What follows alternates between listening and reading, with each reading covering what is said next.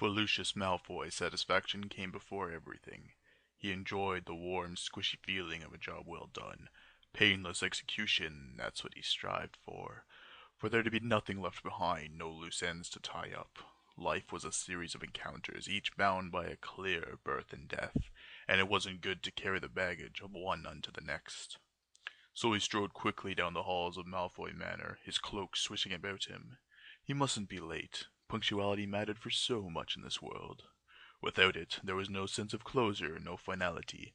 Things just trailed off until they faded out of this world. The stone hallway clattered resonantly under his feet. Its cold, hard echo provided him with reassurance and approval. There was no need to be soft or yielding. Sometimes rigidity was best. Lucius reached the dungeon door and pulled it open. Inside, his son Draco was bound with a spiked leather cord. Pulled tightly across his head, wrists, and ankles, they securely fastened him to the rigid wall behind him. A thin trickle of blood ran down his face. He must have been struggling. Lucius spoke softly. So you see, Draco, life isn't always fair. Sometimes people are just meant to serve their masters.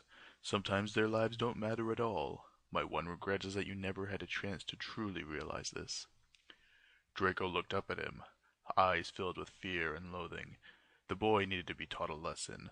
From within his cloak, Lucius withdrew a cat-o'-nine-tails. A quick flick of the wrist, and a lacy red pattern appeared on Draco's chest. You have, whack! No idea, whack! How much pleasure this gives me.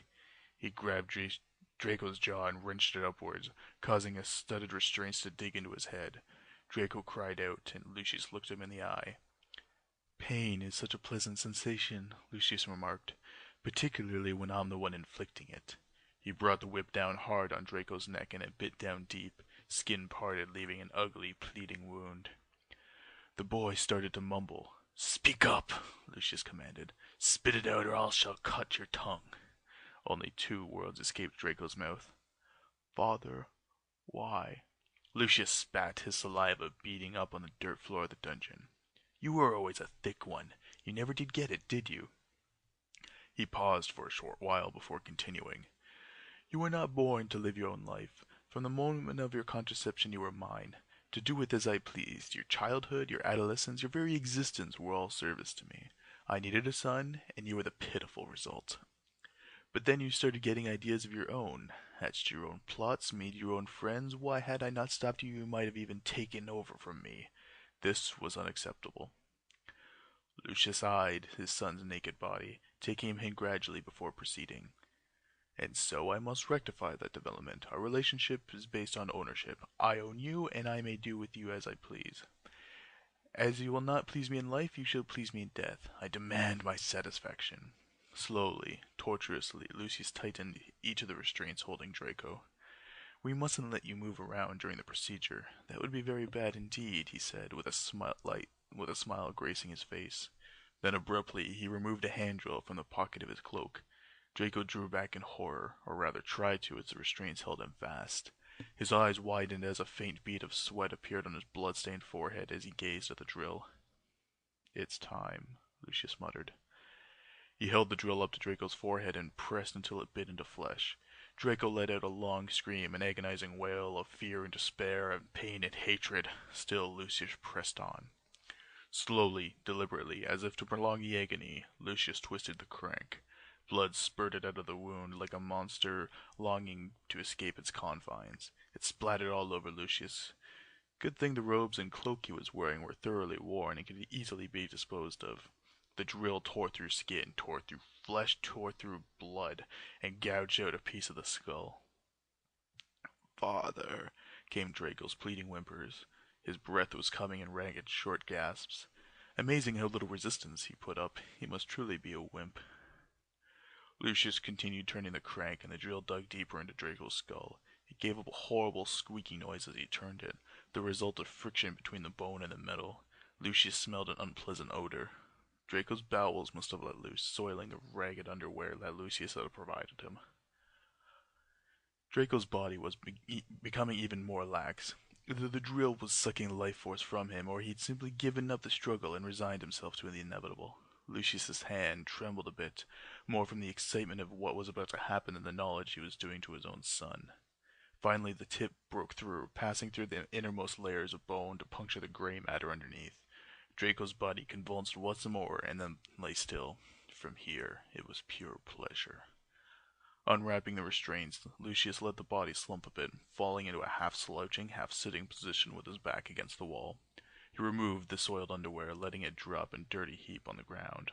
Then, vividly aware of his own arousal, he began removing the clothes. His erect crock sprung up as soon as it was free from its restraints. Lucius could almost feel the blood rushing to it. The pounding in his groin was almost palpable, the need for relief that needed to be satiated as soon as possible. He grabbed Draco's soiled underwear and then smeared the still wet feces all over his member. On previous occasions when he had tried this, he often found it difficult to enter the brain proper without lubrication. While gray matter itself was wet enough, the surrounding tissue often wasn't. He didn't want any snags. Trembling again with desire, he positioned himself at the opening of Draco's skull and gave a thrust. Fuck. The hole was too small. His shaft remained exposed in the empty air, unable to obtain penetration, the hard shelter that held his prize. Cursing himself for the delay, Lucius rummaged through his clothes looking for a file. Ah, there it was. He practically ran the few steps back to the body and hastily filed at the edges of the hole. Chunks of flesh came off. They too needed to be removed before he would have access. Time to try again. Lucius was still rock hard. He probably would be for the rest of the night, long after the body also became similarly stiff. This time he entered easily. He paused a moment with just the tip of his penis next to the brain. He changed the angle a bit, feeling the moist folds of it against the head of his prick. Each motion felt like the gentle swish of a butterfly's wings. Finally, he couldn't stand waiting anymore. Locating the gap between the two hemispheres, he positioned himself and then thrust in. The sensation was incomparable, soft velvety wetness clinging all around his penis. The brain was the ultimate cushion, the ultimate pillow, something that could encircle him without putting any pressure on him. Not even as a teenager, when he first violated Narcissa, had he ever felt so much stimulation. He struggled to hold back and make it last longer. The gray matter around him seemed to tease him, jiggling and shifting so it keep the stimulation varied. He thrust again and again into the deep recesses of Draco's cranium. Every time the brain responded, encircling, enfolding, and bracing his member. A fly landed on the top of Draco's head. Lucius breasted it away, not wanting to share his prize with the maggots. He felt the familiar tightening within his balls and knew that he would reach the point of no return soon. He pulled back, letting the two hemispheres come together again, as he prepared for a final few violent thrusts. And then he let loose with full force. Once, twice, 3 times he pumped deep into his son's head. Squick, squick, squick, the brain cells called back. He felt sperm build around within his balls, and then his pelvis, and then he was shooting his load all over what had once been Draco's thinking machine. It came out in spurt after spurt, leaving one head to coat the inside of another. To fill the thinking apparatus of one slave with the potential for another. That was closure. He had come full circle. The boy, born of night passion 18 years ago, had served as a receptacle for another night passion 18 years later. One era finished, it would soon be time for another, and another, and another. For children had one advantage over toys or machines or wives. You could always make more. If one failed to succeed, you could use an entirely different way and then try it again. Lucius Malfoy was satisfied.